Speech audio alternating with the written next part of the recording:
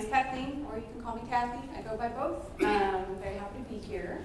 I'm excited to share my story with how I got into freelancing and the way that has played part in that story. When I was asked to come and speak here, I thought about the story I wanted to tell.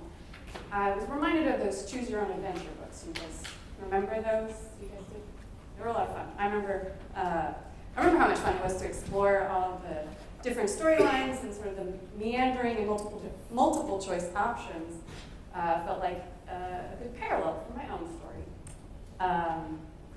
See, like most designers, my career has taken some twists and turns, some accidental, some deliberate. In fact, whenever I hear other people talk about their stories or career paths, I visualize it like a board in a game of Candyland, with one kind of winding path from start to finish. But when I think back on my journey, it's more like this, with all of the options I was faced with leading me down that one winding path. And to start, we'll trace back to the beginning. We'll call it college. I graduated with a degree in painting, a very lucrative career decision. Luckily, I was a little jaded by the business of being a professional artist and took a couple design and illustration courses while I was there, just in case. So when I got out of school, I felt I was faced with two options: get a job or become a freelancer. Now, there are a lot of things to consider when choosing between those two options. I looked at the freelancing door and thought, I'll get to work on whatever I want, no boss. Flexible hours, my way or the highway. But when I considered the full-time job option, I thought, steady income, build up experience, learn from fellow designers, do projects I like in my free time. I, of course, decided to try freelancing. So I got a part-time job, and in my mornings and evenings, I made self-directed illustration projects and preparation for sending out postcards to art directors at magazines, like I had been taught in my classes. Little side note, this is before I was creating artwork digitally. All through college, I was just painting. And even after I graduated, I continued to paint, but began to dabble in Photoshop. This was CS, by the way. Mostly to put together the aforementioned postcards with my artwork on it. Well, as it turns out, getting hired as a freelancer didn't work out super well at that point when all I had were college and personal projects in my portfolio, no professional connections, and no leads. I didn't even really know who to send those postcards to. So when I realized I wasn't making progress with freelance, I decided to try a full-time job instead. This did require me deciding what kind of full-time job I wanted. As some of you may know, a full-time illustrator at a company is not an easy gig to come by. So I opted to teach myself Adobe CS2 at this point and looked for a job as a graphic designer. And as I started my search, I realized there were two more options. This is sometimes not a choice so much as you apply to get whatever job you get, but small co or big co are your two options. And I found that they can provide very different experiences. Large companies are great for mentorship, education, specialization, and support, like really good benefits and perks and stuff. You may be a smaller cog in a big machine, focus on a few projects, learn to work in a team, and get really good at those few things you do. Be a small fish. Whereas with a smaller company, it tends to make you a generalist, have you manage or do more kinds of projects, become a jack of all trades. And you might be a lead or solo designer in charge of big decisions and have a pretty powerful impact. Big fish stuff. Both are really great experiences to have. I had a boss once tell me to get a job at small co first at big co first in order to get more of that experience and support before jumping into the smaller co position where you get to have more of a decision-making and leadership role. I didn't end up taking that advice, but I understand the reasoning behind it. So many of the things about having a full-time job are true. Steady income, experience, you learn a bunch, And, sometimes you can have energy to work on personal projects when you get home. We've all been there, I'm sure. No, really, work a number of years in a position and build up that portfolio, get some experience, make some connections, maybe do a little freelance on the side. What's next? For me, I did 2 full-time jobs before I decided to try freelancing again. I didn't make the decision overnight. I've been working full-time for almost 9 years. I built up a cushion of freelance clients that I thought had the potential to grow, and was finally feeling held back by my full-time position. But I deliberated for years, unsure if I was ready to give up the lifestyle the steady income afforded. In the end, I created a list of things that I thought I would need in order to make the plunge into freelancing. And I thought I would need either a sizable safety cushion of savings, think months of rent and living expenses in the bank, seriously low-cost living and probably lower standards, and support, or at least the promise to help if shit gets too real. Or a combination of all those. And I want to make a brief aside here about that sort of help, because I think that people who have made it have had help in some way. And I think it's great. We love the pull yourself up by your bootstrap stories a lot, but it's not fair because there are usually other players in the game. They need acknowledging, if only to make others who are on the fence about this decision more comfortable in knowing that they're not alone. And I know there are some people who make it out of the gate, but for the rest of us, it's comforting to know. So I finally made the decision to go freelance. I gave my employer something like 2 months' notice to replace and train my role, which was exceedingly generous, I know. And then got to work. Work. What work?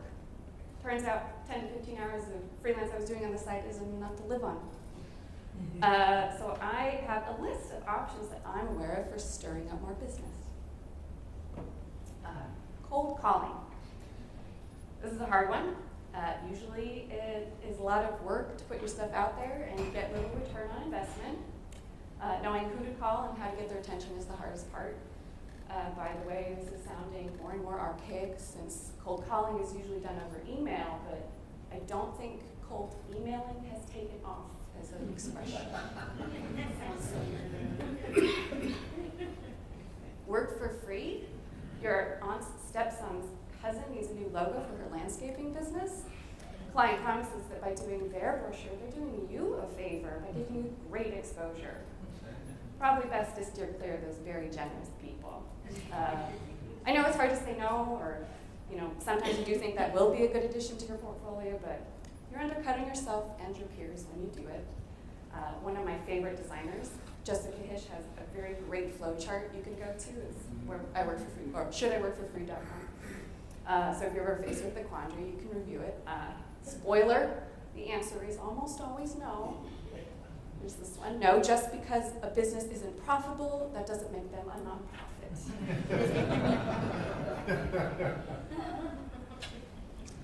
Get an agent. As a designer or illustrator, you have the option to either get an agent or sign up at an agency, kind of like a temp agency, but for designers. I haven't had an agent, but I've worked with an agency, and it is a great way to take advantage of a large company of recruiters that are out there collecting projects and matching clients to designers.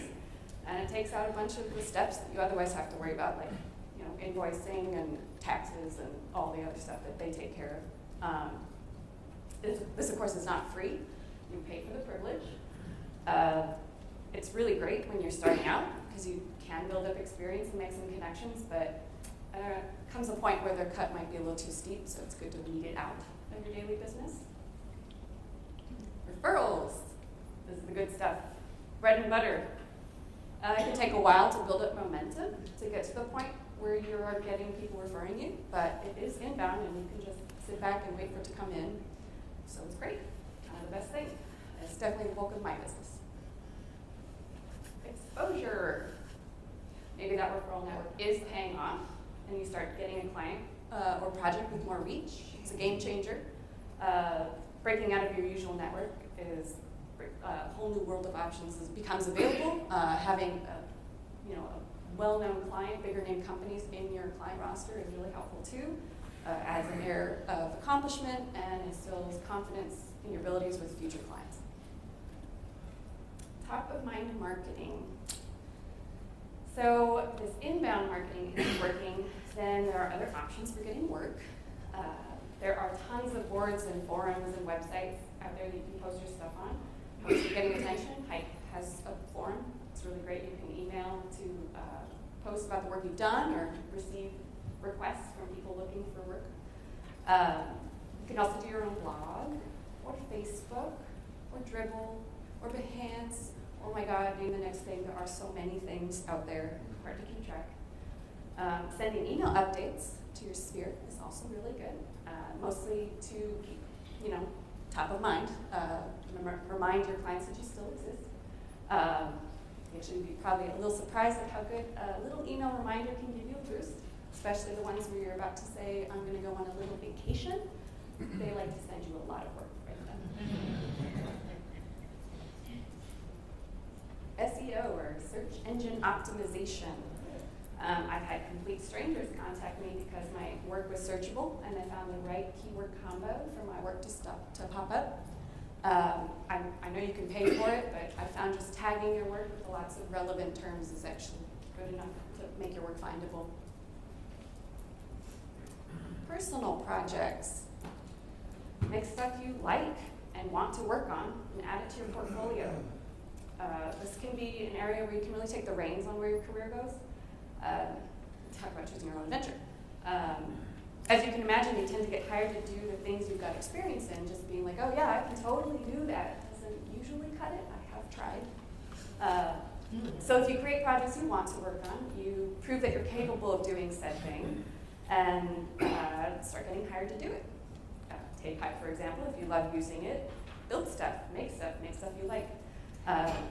Get it out there, make it known that you have the skills, make some cool projects, and it'll creep into your workload. For myself, this was a striking moment in my early full-time freelance career.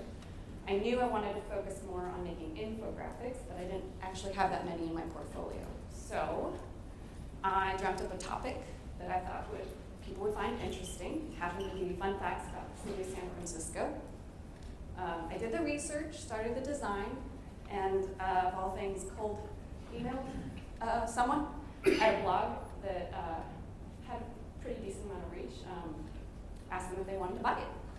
They did. It was so weird. So it was a big enough publication, you'll see previous slide about exposure, that I got a measurable amount of inbound infographic requests from this one project. I'll show you a couple more slides of it so you can see what I'm talking about. This was both a poster and images in a blog post on their site. So I think it was total 59 facts about the city of San Francisco. And like no other city, I think San Francisco loves itself the most. So it was pretty popular. And stemming from that one project, I got a bunch more infographic requests. And it really solidified my expertise in the field. I've got a couple more I'd love to share with you, just so you know, to prove that I know what I'm talking about. This one's a project I did for Stumble Upon, and it's all about honey. That there was a big fad going down in early 2015, supposedly. So this is going to feel dated quickly, I can tell. But it was a lot of fun. Lots of different kinds of topics that they covered. That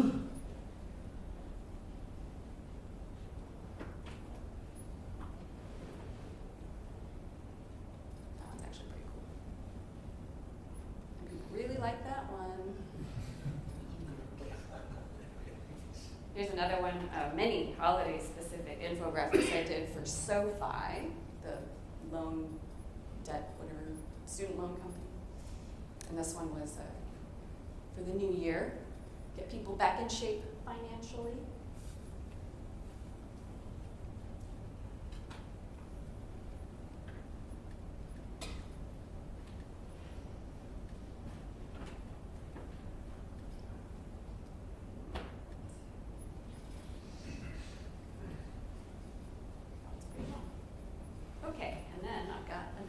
one here that was also print and on the web. A really big deal. It did all the new hotspots that were popular in the fall of 2015 in New York City. A lot of stuff going on here. I was mostly jealous I didn't get to try them all.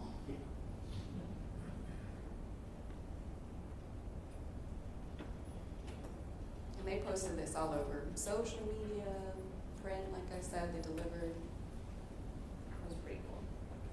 Again, all from that one project. These were all just inbound requests from that one infographic I started with. So what I've done here is take this one thing I love doing and specialized in it. And I would argue it's a good idea to specialize. It really sets you apart as a designer or illustrator. You can be a rock star in the field.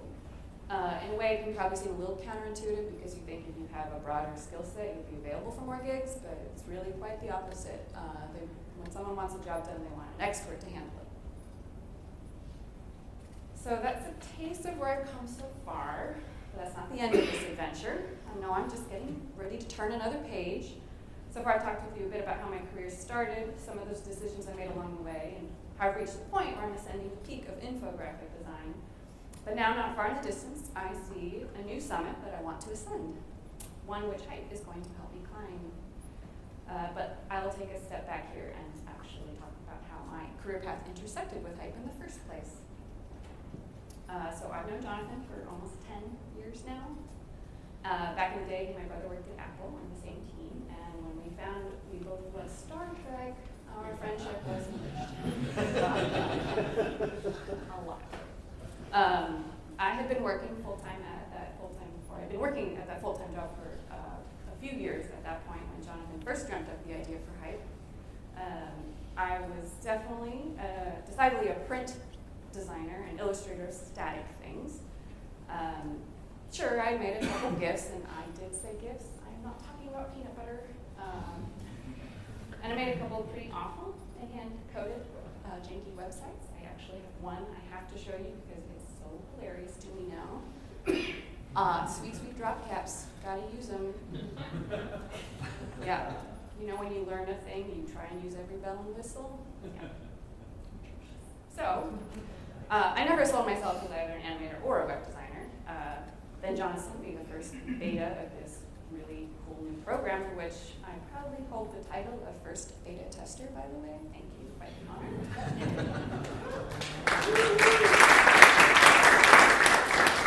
Few moments in my career have had such a profound effect.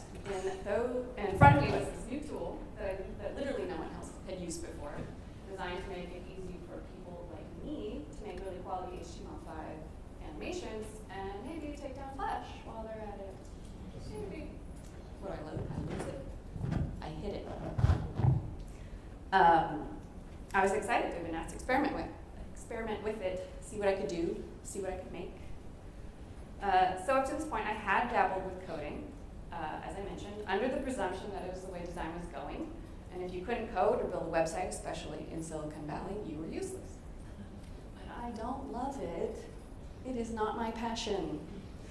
I want to make beautiful websites and graphics, but I don't want to deal with the back end. And I think Jonathan knew that I wasn't alone out there being a creative who wanted to work on the art, not the code. To each his own, but I do not enjoy my livelihood being left up to missing semicolons that take 3 hours to find or the reason you've been pulling your hair out.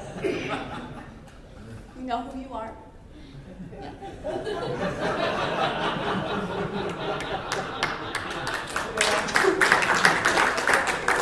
Not alone, this is great. Awesome. So if I kept investing time in a skill I didn't want to actually use, I was going to set myself up for a career I wasn't super into. But people do love it when you can make really awesome websites and interactive graphics, so that's why when Hype became a thing, I was thrilled to have the opportunity to create the fun things without the hassle of coding them. My first project, or maybe not quite my first, as I found out when we talked last night, was for a client who hosts an annual campout. I had made invitations for him before in the old-fashioned printed way, but when Hype was this new thing that I could use, I suggested making it a little mini website instead, something I would not have dreamt of offering pre-Hype. By the way, this came out just after the True Grit remake, and his name started with Woo, and it was Western, and you can see where I was going from. Now this is before Hype became publicly available. So let's say all the features you know and have come to love weren't available yet. I take full credit for inspiring the creation of such features as, buttons. It's true. It's true. See, the Hype team witnessed me manually create the 3 individual layers and corresponding timelines for each state of these makeshift buttons, normal, hover, and pressed, by taking outline text, turning them into transparent pings, and adjusting their color accordingly for each state. So 3 separate layers, multiple timelines, so, a lot of work. So you're welcome for the now being a button option in the Elements drop-down menu. I don't take credit, but I'm sure they inspired the existence. Here's a quick peek at the final build so you can see one of the first Hype documents. Pretty sure this is still deep in the archives of the gallery, so it's up there. Ancient now. Not so deep. Not so deep. People have seen this. There they are. That little jiggle, by the way, was manual as well. I think it was before you had all the effects for timing. All right. Speaking of being a master of the workaround, I actually have a little bit of guilt about being one of the first beta testers because of how instinctively I resort to workarounds instead of realizing that I should just submit a feature request or file a bug report. Over the next few years, I was, let's call it, coached on how to speak up and let the team know when I was hitting a wall or wondering if there was a way to make something work the way I wanted. And I'm glad I'm not the only one who sent obnoxious emails or phone calls to find out how things were working. So thank you for not leaving me alone up here on that one. Hype really has come light years since that first trimmed down version, which even back then I knew was going to be a really robust tool and useful to have in my arsenal. And how about how great of an impression I make with my clients when they can see what I can do with it? I look like such a badass coder without having to waste any of my valuable time learning how to code. I actually sometimes have clients asking, can you code HTML5? And I have to decide how to answer them so they know I can do the project without blatantly lying. And then sometimes I tell them I have this sweet program that builds all the code for me, and they freak out, cannot believe it. So yeah, I've become a bit of a Hype evangelist. I dropped the H word in my portfolio whenever I create something new and cool with it. I've got a couple more here for you. Over the years, I made quite a few of those little mini invitation websites. I really like this one, mostly for its simplicity, but also I got to play with and learn how to more efficiently build some of those timelines to make things jiggle and pop and, kind of entertaining and fun. I also integrated Google Calendar, I think, in this one, which was a pretty helpful tool to have for an invitation. And sometimes it just takes a client request to remind me, oh yeah, I can do that with Hype. I had a client a year or so ago that wanted me to build some animated GIFs for an article. This project was the one that really clicked for me, being like, I could definitely use Hype and I could be part of my daily routine now. I may have considered building these GIFs in Photoshop, which is what I would have done a couple years before. But when I thought about how easy it would be to build and export in Hype, I haven't looked back since.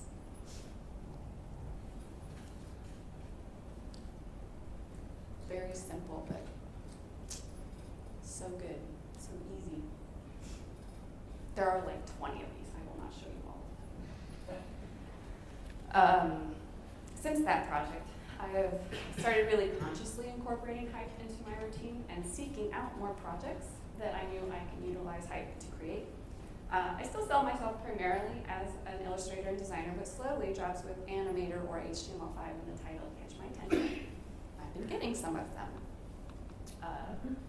I've been working with a client to create this in-app animations for their product. I reiterate, I would not have offered this like 2 years ago. This is basically an instructional guide on how to place a pattern. And it's literally replacing what Flash would have been doing if this was made 5 years ago. But of course, they need to run on iProducts. I worked with them to create these animations, and they didn't know how they wanted to embed them in their app. And we experimented with video files, animated GIFs, or just like a web-based solution. And luckily with Hike, I can provide any of those formats with the click of a button.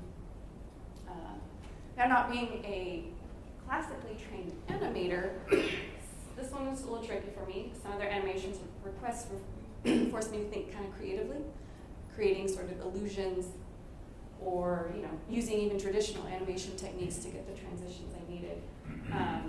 It's been kind of fun to think about the world as an animator. Changes how you think about time and space, turning 3D into 2D. Pretty fun challenge. So, got a couple more. This one is for the client I actually mentioned initially. I thought a little more outside the box this time, taking a combination of hand painting, photography, and cutouts to create a diorama-like setting, which I guess is literally inside the box. But starting with an actual hand-painted diorama with a little stop-action photography to make the background anime, then played with transparencies and gradients and overlays to make the sunset and sunrise. And then the rest of the site was just these cutout buttons, which way easier than the first buttons I ever made, by the way. Yeah, pretty fun. And then another light bulb switched on. I had a client ask if I could incorporate animated GIFs into an infographic. Hell yeah. I really enjoyed this one for a couple reasons, like how sketchy and quirky some of the animations are, and they're all mixed in, so you don't know which ones are moving. You have to look for it. But mostly, I enjoyed this project because of how it made me realize that this is just a mere stepping stone towards greater things. And that would be bringing me back to my comment about summiting peaks. I've definitely reached a point where I'm now comfortable on that peak of infographic design. And I've already started playing with more animations and interactive content. So looking out into the distance, that fun new peak on the horizon is a marriage of those two wonderful things, infographics and animation, interactive infographics. And with Hype as my trusty guide, I'm plotting my course towards it.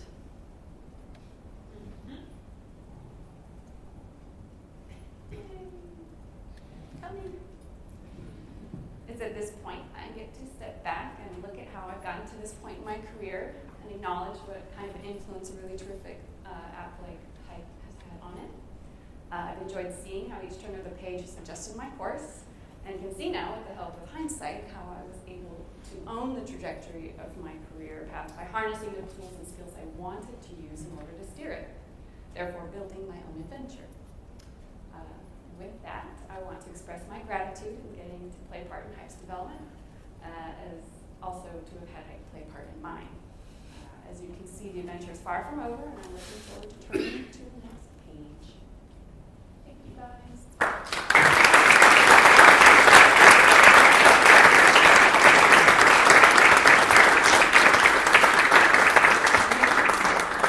Anyone has any questions?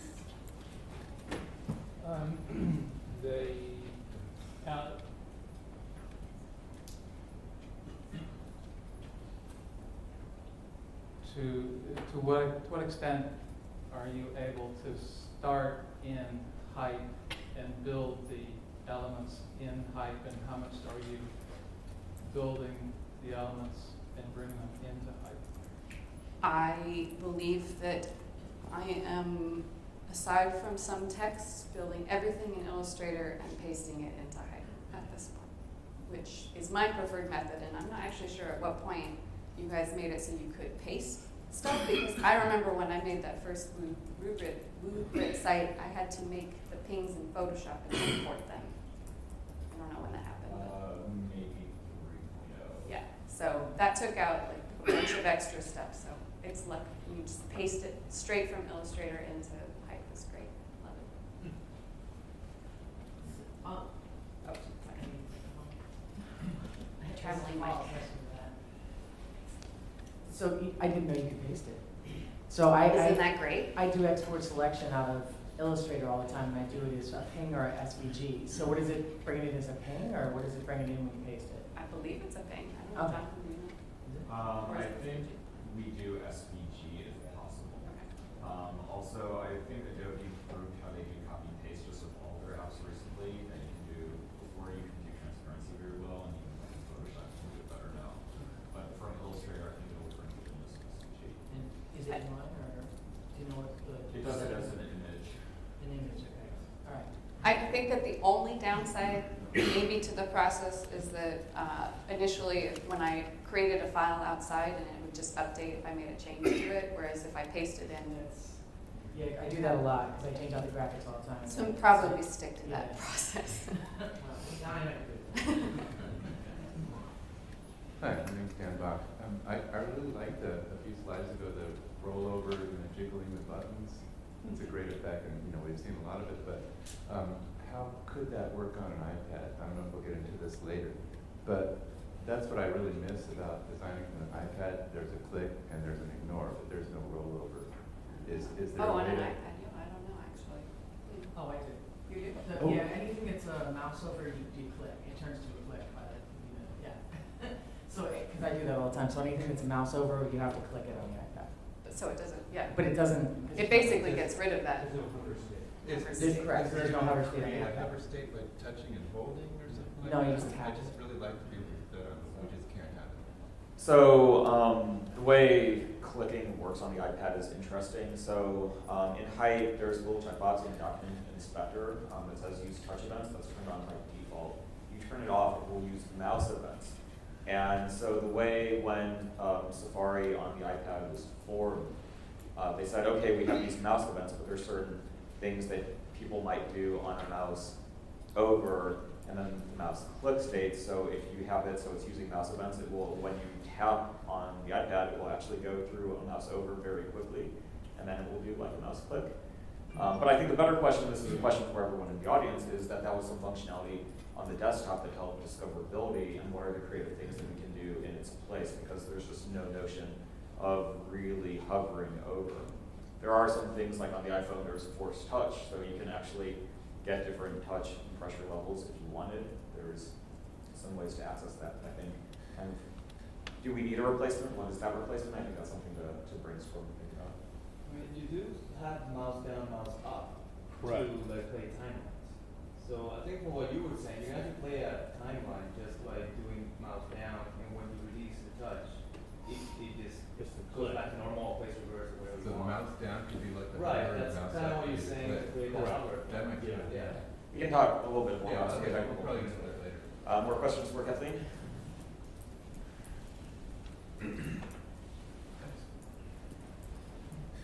When you did that animation of the, I guess it was a bandage or whatever, peeling back, did you use a traditional animation technique of just doing frame by frame there, or did you actually, okay.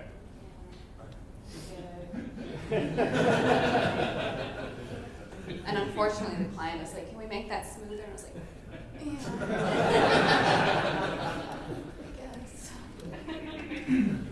So I'm wondering, as clients are wanting you to embed these, I don't know if the output is more mobile devices or if they're desktop, or is it assumed that everything is now going to be responsive? And when you're designing it, are you designing things in percentages? I actually I have not built one of those invitation websites in a couple of years now, so I haven't even played with the pinning and stuff, which I learned some tremendous things today. So everything that has been built is not responsive. It's just a fixed width. So. Thank you. Other questions for Kathleen?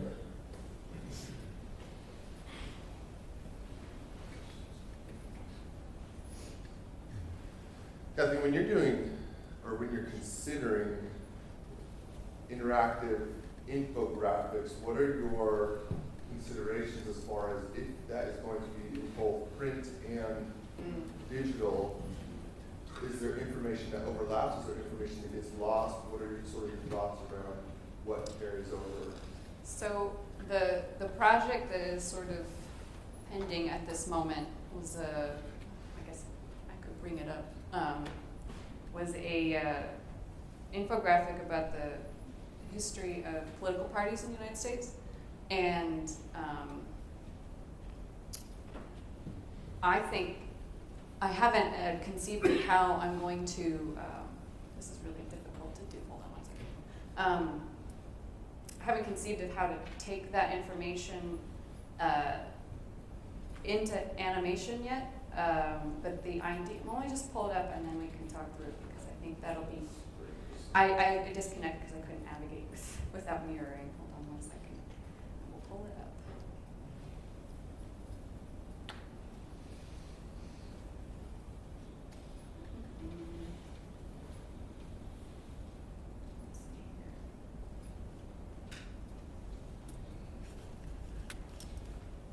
So I've got this, it's kind of a beast of an infographic, and it's got a lot of information, and I'm not sure what the best way to take it into an animation or an interactive animation would be, because I was thinking of taking it over the timeline of over the course of the years that this sort of information is filling out. And I think that it would be fun to be able to see how the parties have sort of done this little like sort of flip-flop motion that you're going to see in this upcoming century. To get an idea, I mean, there's so much information on here. I feel like in order to translate, this is a print document, in order to translate into an interactive infographic will require taking out a lot of data to make the visualization work. And so I am contemplating what my options are in order to express the same concept, but to have it so that you can sort of take a tab and just go down through the course of history to see that transition. Anyone has any ideas, I will listen, but it is a lot of information. So yeah, and it has these maps on the side that I don't know if they would be in addition to what you would see, or if they would slowly change over the course of time. So, I mean, I imagine that information will get lost in the translation, or it could improve it depending on the content, where, you know, if it's something that you can add more detail or, you know, hover effects and stuff to get more information than you can in print. Like, this is a lot of information all at once, whereas if you, I mean, it's a lot of information. So if you were able to simplify just, you know, the visual and then have the additional information via hover or a click or something, then it can clean up the immediate visual. So, yeah. When you would present this interactively, is this, so when you would present this interactively, would this be on a website? What's the context in which you would present it? Web, probably. Okay. So if you did something like had the ability to narrate and then perhaps highlight components as subsets, so take one section Democrat or one section Republican and talk through and Maybe. sort of deliver a little mini lecture or something. That's one way. Do one more question. I just have a suggestion. Yeah. I think you could create this same exact experience using a parallax scroll type Yeah. effect. And you certainly could approach this in height as well. Or at least some of the elements could be height elements along the way Sure. as well. And I think that wouldn't get lost in the translation as you're scrolling down. Right. Just a thought. Pop up. That's good. Okay, thank you, Thanks, Kathleen. guys. That was